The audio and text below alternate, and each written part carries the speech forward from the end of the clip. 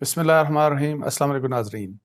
مدینہ مسجد Tariq road Karachi میں یہ بہت بڑی ایک مسجد ہے جو میری اطلاعات کے مطابق، جو میں بھی حوالہ بھی دوں گا، بلکہ ابھی اس آڈیو کو بھی سناؤں گا مفتی تقی عثمانی صاحب کی، تو وہ ان کی جو وہ بتا رہے ہیں کہ جی طارق روڈ کے اوپر یہ واحد مسجد ہے اور بہت بڑی مسجد ہے، اور اس کو سپریم کورٹ آف پاکستان نے ایک ہفتے کے اندر گرانے کا فیصلہ حکم دے دیا ہے۔ اور ابھی آپ کو پتہ ہے کہ نسلا ٹاور کو گرایا جا رہا ہے، اور اس کے متعلق بہت بڑی ایک کنٹروورسی چلی تھی، اور جس طرح کہ جی وہ زمین، اس کے منظوریاں دی گئیں، این او سیز دیے گئے، سب کچھ ہوا، اور پھر جو بیچارے لوگ وہاں پہ درجنوں خاندان وہاں کے بسے، اور وہ جو مکین تھے وہاں کے، انہوں نے کروڑا روپے خرچ کر کے اپنے اپنے فلیٹس لیے، لیکن آل آف اے سڈن فیصلہ آ گیا جی کہ یہ سب کچھ اللیگل ہے، اور ان کو سب کو فارغ کر دیا گیا، اور ان کا اپنا کوئی ان کی کوئی مطلب روداد سننے والا کوئی نہیں کہ جی وہ بیچارے کہاں پہ جائیں، جب تمام گورنمنٹ اتھارٹیز نے این او سی دیا، جب قانون کے مطابق انہوں نے سب کچھ خریدا، اور قانون اور یا جو این او سیز جو دیے گئے اپیرنٹلی جو بھی چیزیں سامنے تھی اس میں کسی بھی قسم کی کوئی اللیگیلٹی نہیں تھی، تو ان کے لیے پھر فیصلہ اینی ہاؤ سپریم کورٹ نے کیا، اور حالانکہ اس کے اوپر بہت سے لوگوں نے کہا، عام عوام نے کہا، اس کے اوپر بلڈرز کی طرف سے کہا گیا، پروونشل گورنمنٹ کی طرف سے کہا گیا، اور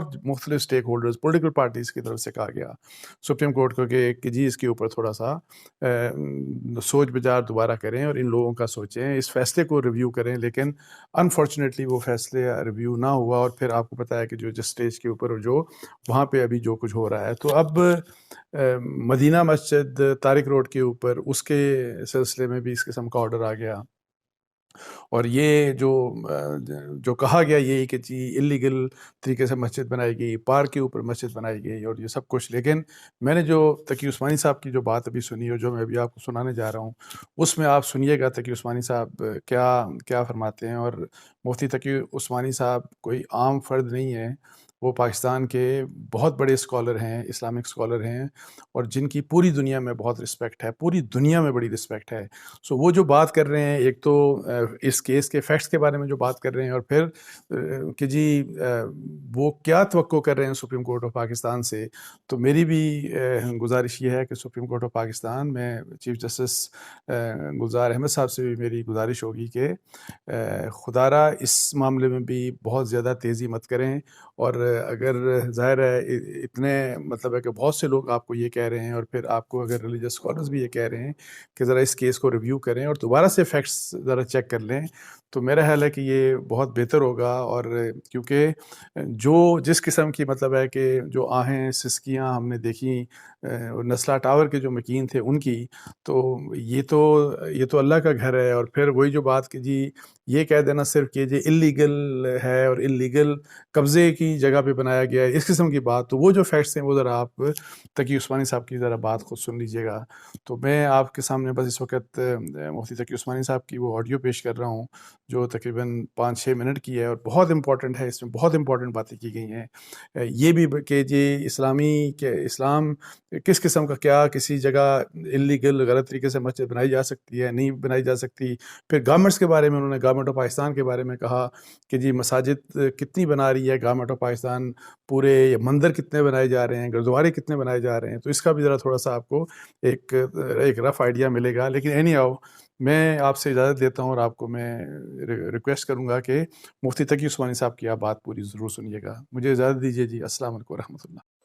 افسوسناک واقعہ پیش آیا، اتنا بڑی مسجد، مدینہ مسجد طارق روڈ کے اوپر، میں تو سمجھ رہا تھا 25-30 سال، ایسے اندازہ لگایا تھا، پتہ چلا کہ 40 سال سے قائم، اور پورے طارق روڈ کے اوپر اول سے آخر تک کوئی اور مسجد نہیں، اور پارک برابر میں پیچھے پڑا ہوا ہے، اس کے بارے میں حکم دے دیا، ڈھا دو اس کو، پارک بناؤ اس کو۔ خدا کا خوف کرنا چاہیے۔ لوگ اس سلسلے میں بڑی غلط فہمی میں مبتلا ہیں۔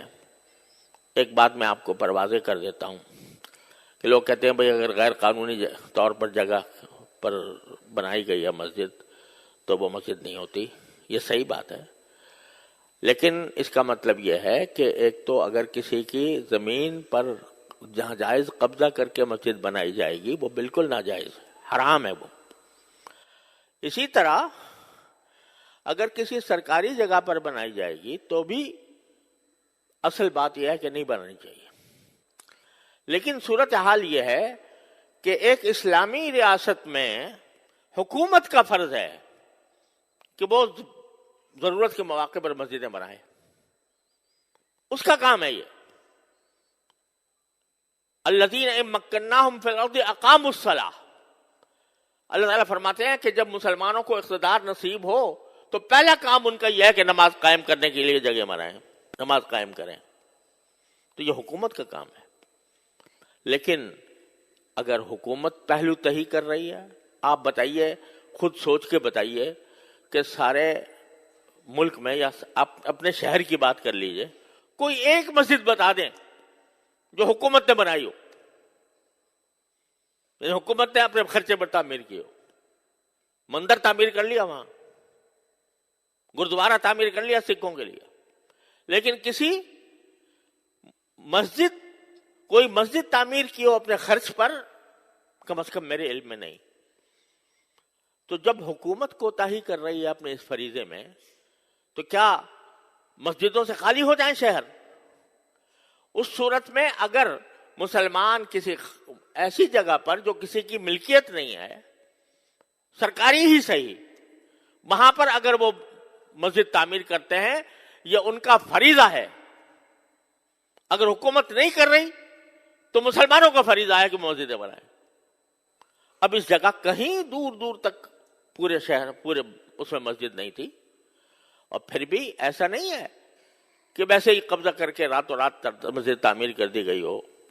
واقعہ یہ ہے کہ وہ اس کے لیے انہوں نے سوسائٹی کی اجازت لی، بلڈنگ کنٹرول اتھارٹی سے نقشہ پاس کرایا، اور اس کے بعد وہ مسجد بنی، اور 40 سال سے چلی آ رہی ہے.